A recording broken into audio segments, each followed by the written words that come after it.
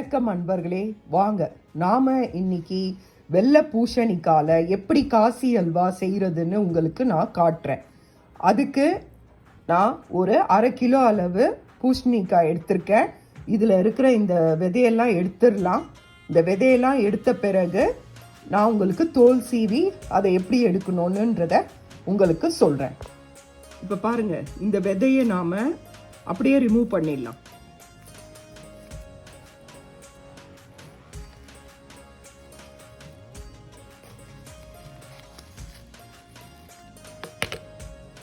இது அப்படியே ஃபுல்லாக ரிமூவ் பண்ணிவிட்டு இதை ஸ்லைஸாக கட் பண்ணிவிட்டு அதுக்கப்புறம் உங்களுக்கு நான் என்ன செய்யணுன்றத உங்களுக்கு நான் சொல்கிறேன். இப்போ இந்த விதையெல்லாம் எடுத்தாச்சு. இப்போ நீங்கள் என்ன பண்ணுங்கன்னா, வெஜிடேபிள் கட்டர் வச்சுட்டு இதை ஸ்லைஸாக கட் பண்ணிக்கோங்க. நான் உங்களுக்கு காட்டுறேன். இப்போ பாருங்கள், இந்த மாதிரி அதை நறுக்கி வச்சாச்சு. பூசணிக்காவை நறுக்கி வச்சோடனே அதே மாதிரி என்ன பண்ணோன்னா, இந்த மேல் பாகத்தில் இந்த சீடு இருந்ததை நாம் அதை அப்படியே கொஞ்சம் சீவி எடுத்துடணும். இது அப்படியே நம்ம வெஜிடேபிள் கட்டர் வச்சுட்டு இதை அப்படியே இப்படி ரிமூவ் பண்ணி அது மேலே இருக்கிற இந்த மாதிரி மெலிசு இருக்கிற தோலை நாம் எடுத்துடணும். அதுக்கடுத்து என்ன பண்ணோன்னா, ஒவ்வொரு ஸ்லைஸ்லேயும் பின்னாடி இருக்கிற இந்த தோல் பகுதியை நாம் தோல் சீவல் மூலமாக எடுக்க முடியாது. தோல் சீவுறது மூலியமாக எடுக்க முடியாது, ஏன்னா அதிக அளவு ஃபோர்ஸ் கொடுக்க வேண்டியதாக இருக்கும். இது கொஞ்சம் திக்காக இருக்கிறனால தோல் நாம் என்ன பண்ணலான்னா, கத்திலேயே அதை கட் பண்ணிடலாம். பார்த்தீங்களா, கத்திலேயே கட் பண்ணியாச்சு. ஈஸியாகவும் வந்துடுது. அளவுக்கு அதிகமான ப்ரெஷரை நம்ம கொடுக்க தேவையில்லை. இந்த மாதிரி உங்களுக்கு எப்படி வாட்டமாக இருக்கோ அது மாதிரி எடுத்து ஒரே இது பண்ணிங்கன்னா தோலை நாம் ரிமூவ் பண்ணிடலாம். அவ்வளோதான். இந்த மாதிரி எல்லா காய்க்கு பின்னாடி இருக்கிற தோலை நீங்கள் எடுத்து ரிமூவ் பண்ணிடுங்க. அவ்வளோதான். இந்த மாதிரி எல்லா வித காயிலையும் ரிமூவ் பண்ணிவிட்டு அதுக்கடுத்து வாங்க நாம் என்ன செய்யலான்றத உங்களுக்கு சொல்கிறேன். இப்போ பாருங்கள், இந்த மாதிரி நாம் பின்னாடி இருக்க தோலெல்லாம் எடுத்து எல்லாத்தையும் வச்சாச்சு. நாம் இப்போது இந்த சீவலில் நாம் இதை கேரட்டு துருவுற மாதிரி நாம் இதை துருவ போகிறோம். இதை நல்லா துருவிக்கோங்க. எல்லா இதையுமே எல்லா ஸ்லைசஸையுமே இந்த மாதிரி துருவி வச்சுக்கோங்க. இது கஷ்டம் கிடையாது, ஈஸி தான். ஈஸியாக நம்ம துருவிடலாம். கேரட் மாதிரி கொஞ்சம் ஹார்டாக இருக்காது, இது சாஃப்டாக தான் இருக்கும். அதனால் இதை நீங்கள் துருவிக்கோங்க. இதில் தண்ணி வரும், இது தண்ணி காய், அதனால் வாட்டர் நிறைய இருக்கும். அதனால் இதை நீங்கள் இந்த மாதிரி துருவலில் வச்சு துருவிக்கோங்க. இந்த மாதிரி எல்லாத்தையும் துருவி எடுத்துக்கோங்க. அது பாருங்கள், இந்த மாதிரி வரும். இந்த மாதிரி எல்லாத்தையும் துருவிக்கோங்க. நான் துருவின பிறகு காட்டுறேன். நான் காயை ஃபுல்லாக துருவியாச்சு. பாருங்கள், இதில் எவ்வளோ வாட்டர் இருக்குன்னு பாருங்கள். தெரியுதுங்களா உங்களுக்கு? வாட்டர் எவ்வளோ தண்ணி இருக்கு பாருங்க. 1/2 கிலோ இவ்வளோதான் வந்தது. இதை நம்ம நல்லா ஸ்குவீஸ் பண்ணோம்னா இன்னும் ரொம்ப கம்மியாக தான் வரும். அதனால தேவைப்படுறவங்க இன்னும் கொஞ்சம் கூட பூசணிக்காவை வாங்கிக்கோங்க. என்கிட்ட 1/2 கிலோ பூசணிக்காய் தான் இருந்தது. அதில் தான் உங்களுக்கு நான் செஞ்சு காட்ட போகிறேன்.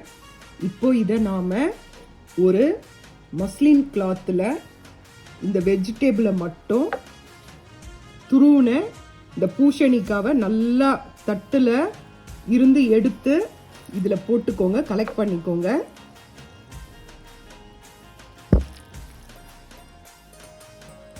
நீங்கள் கலெக்ட் பண்ணிவிட்டு என்ன பண்ணணும்னா, இந்த மஸ்லின் கிளாத்தில் இதை போட்டு நல்லா பிழியணும்.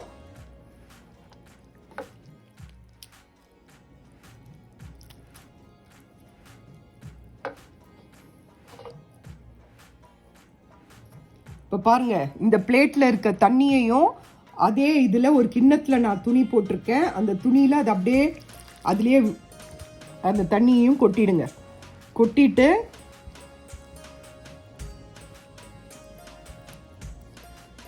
இப்போ என்ன பண்ணோன்னா, இந்த மஸ்லின் கிளாத்தை ஃபுல்லாக க்ளோஸ் பண்ணி இந்த வாட்டரை நல்லா பிழிஞ்சு எடுக்கணும். இந்த மாதிரி பண்ணிட்டு இதை நல்லா இப்படி பிழிஞ்சு எடுக்கணும். பாருங்க எவ்வளோ தண்ணி வருது பாருங்க.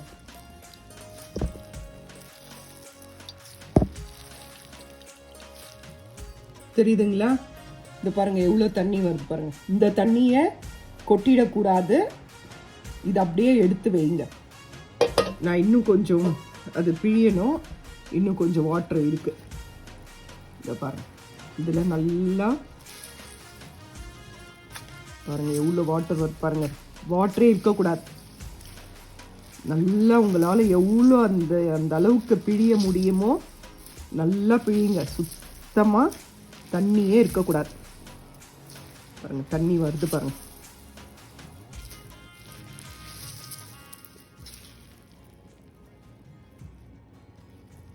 இந்த காயிலேருந்து எவ்வளோ வாட்டர் வருது பாருங்க.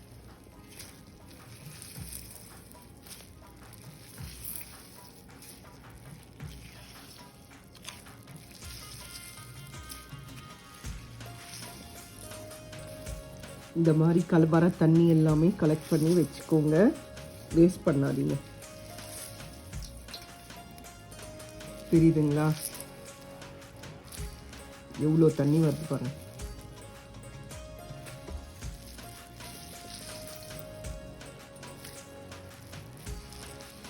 ஒட்ட பிழிஞ்சு எடுத்துருங்க.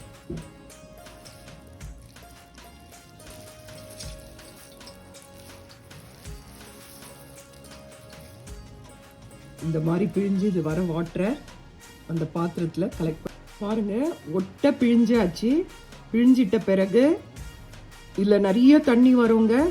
தண்ணியோடு நீங்கள் போட்டிங்கன்னா அப்படியே அடுப்பில் வச்சோடனே நிறைய தண்ணி வந்துடும். நீங்கள் நல்லா பிழியணும். பாருங்கள், நல்லா பிழிஞ்சோடனே பாருங்கள் இவ்வளோ தான் வந்திருக்கு. ஒரு கைப்பிடி தான் வந்திருக்கு. நல்லா வாட்டர் இல்லாத மாதிரி நல்லா பிழிஞ்சு வச்சுக்கணும். அதுக்கு பிறகு இந்த பூசணிக்காய் வாட்டர் இது பாருங்கள், இதுதான். இதையும் நாம் இந்த பாத்திரத்தில் கலெக்ட் பண்ணி வச்சுக்கிட்டோம். வாங்க எப்படி செய்கிறதுன்னு பார்க்கலாம். இந்த பூசணிக்காவை இதில் போட்டு நல்லா ஒரு 5 நிமிஷம் நல்லா வதக்கி விடுங்க. தண்ணி பாருங்கள், ஃபுல்லாக தண்ணிலாம் வற்றி போயிடுச்சு. நெய்யிலேயே ஒரு 5 நிமிஷம் நல்லா இதை வதக்கி விடுங்க. நல்லா வதங்கட்டும்.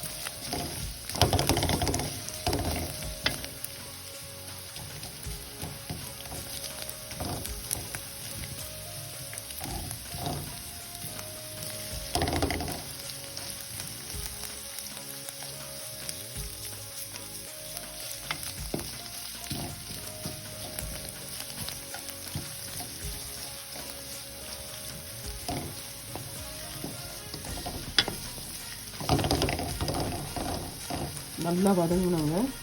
நல்லா காய் வதங்கினா தான் சூப்பராக இருக்கும் அல்வா. நல்லா வதக்குங்க. ஒரு 5 நிமிஷம் வதங்கினா போதும்.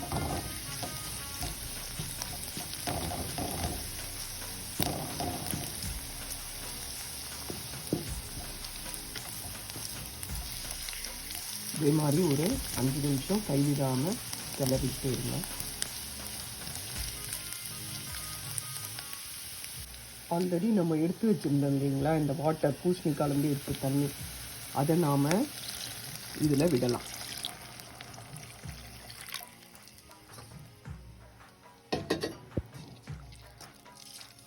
நல்லா கலரிட்டு ஒரு 20லேருந்து 25 நிமிஷம் நல்லா வேக விடுங்க. தட்டை போட்டு மூடிடுங்க. இது வேகட்டும், மீடியம் ஃப்ளேமில் வேகட்டும். வெந்த பிறகு உங்களுக்கு நான் காட்டுறேன். நல்லா கலரி விட்டுருங்க. கலரி விட்டு இந்த நம்ம இந்த எடுத்து வச்சுருந்தோம் இல்லைங்களா, இது இந்த காயை பிழிஞ்சு எடுத்து வச்ச தண்ணியை தான் விடணும். அதனால தான் இந்த தண்ணியை கொட்ட வேண்டாம்னு சொல்லியிருந்தேன். இந்த தண்ணியை இதில் விட்டு ஒரு 25 நிமிஷம் மீடியம் ஃப்ளேமில் வேக வைங்க. தட்டை போட்டு மூடி வேக வைங்க. நடுவில் கலரி விடுங்க. அப்படியே விட்டுறாதீங்க, கொஞ்சம் பார்த்துக்கிட்டே இருங்க. அவ்வளோதான். மாதிரி தண்ணி நல்லா வத்துற வரைக்கும் நல்லா கலரிட்டே இருங்க. இது நல்லா கெட்டி பதத்துக்கு வரணும். அதனால் மூடி வச்சுட்டு கொஞ்ச நேரத்துக்கு கொஞ்ச நேரம் பார்த்து பார்த்து கலரி விடுங்க. இல்லைன்னா அடி பிடிக்கும். பாருங்கள், நல்லா தண்ணியெல்லாம் வத்திடுச்சு. இந்த ஸ்டேஜில் நான் சர்க்கரை சேர்க்குறேன். நான் 1/4 கிலோவும் 1 ஸ்பூன் எக்ஸ்ட்ரா சேர்க்குறேன். நீங்கள் உங்களுக்கு தேவையான அளவு இனிப்பு சேர்த்துக்கோங்க டேஸ்ட் பார்த்துட்டு. இப்போ நான் சர்க்கரையை ஆட் பண்ண போகிறேன். இப்போ நான் சர்க்கரையை ஆட் பண்ணிட்டேன். இதை நல்லா கலக்கி விட்டுக்கோங்க. அதுக்கப்புறம் குங்குமப்பூ நீங்கள் வச்சுருந்தேன்னா அதை கொஞ்சோண்டு எடுத்து பாலில் போட்டு அதுக்கப்புறம் அதை இதில் விடுங்க. என்கிட்ட குங்குமப்பூ இப்போ இல்லை, தீர்ந்து போயிடுச்சு. நான் வாங்க மறந்துட்டேன். அதனால் நான் கலருக்காக கொஞ்சம் கேசரி பவுடரை நான் போடுறேன். கொஞ்சமாக சேர்த்தேன்.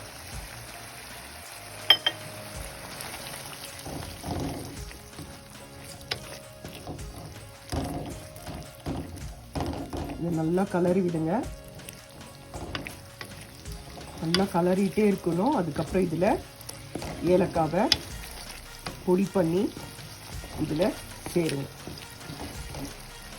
நான் ஏலக்காய் பொடியை சேர்த்துட்டேன். நல்லா கலரி விடுங்க.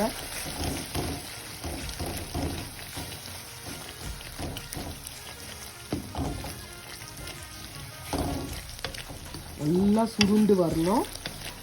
கரண்டிலேருந்து எடுத்தீங்கன்னா அந்த இது அப்படியே கீழே விழணும். அந்த அளவுக்கு சுருண்டு வரணும். பாருங்கள், 1/2 கிலோ பூசணிக்காய் இவ்வளோ தான் வந்திருக்கு.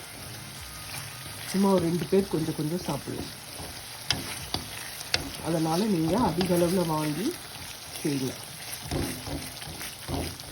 சர்க்கரை மட்டும் உங்களோட டேஸ்ட்டுக்கு ஏற்ற மாதிரி போடுங்க. இதை கலரிட்டே இருங்க. இது அப்படியே ஒட்டாமல் வரும்.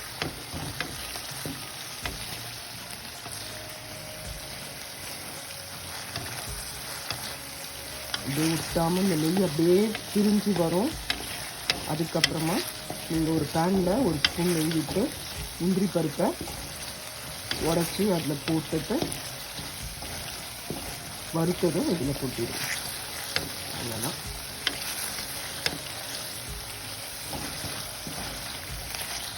இதை நல்லா கலருங்க. உங்களுக்கு நான் கலரிட்டோன்னு காட்டுறேன். நல்ல வாசனை வருது. சூப்பராக பார்த்தீங்கன்னா தெரியும். அப்படியே ஒட்டாமல் கரண்டியில் ஒட்டாமல் இருப்பாங்க.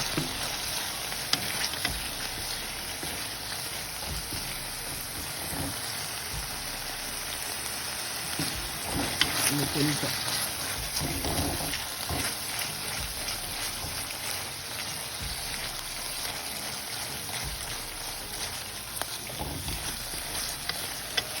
நெய் பிரியுது பாருங்கள். நெய் அப்படியே பிரிஞ்சு வருது. தெரியுதுங்களா? பார்த்தீங்களா? நெய் அப்படியே பிரிஞ்சு வருது பாருங்கள். இதுதான் இந்த ஸ்டேஜில் அப்படியே சுருண்டு வரணும். இந்த மாதிரி சுருண்டு வந்தாக்கா சூப்பராக இருக்குங்க.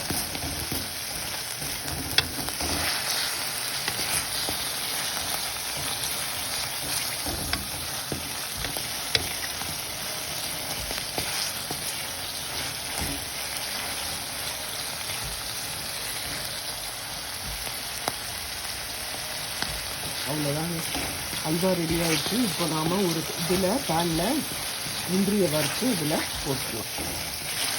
உங்களுக்கு முந்திரி வறுத்து போட்டோன்னு நான் காட்டுறேன். முந்திரி போட்டாச்சுங்க. போட்டுட்டு நல்லா கலரி விட்டாச்சு. அல்வா ரெடி ஆயிடுச்சு. அவ்வளோதான். பேனில் பாருங்கள் அப்படியே ஒட்டாமல் வருது பாருங்கள். இதுதான் Kasi halwa ash gourd sweet white pumpkin sweet. சரிங்களா? அவ்வளோதான். பாருங்கள், கரண்டியில் எடுத்தால் அப்படியே கீழே போட்டால் விழும். பார்த்தீங்கன்னா அந்த மாதிரி இந்த மாதிரி ஸ்டேஜ் தான் இது. நல்லாயிருக்கும். செஞ்சு பாருங்கள். செஞ்சு பார்த்துட்டு எப்படி இருக்குன்னு சொல்லுங்கள்.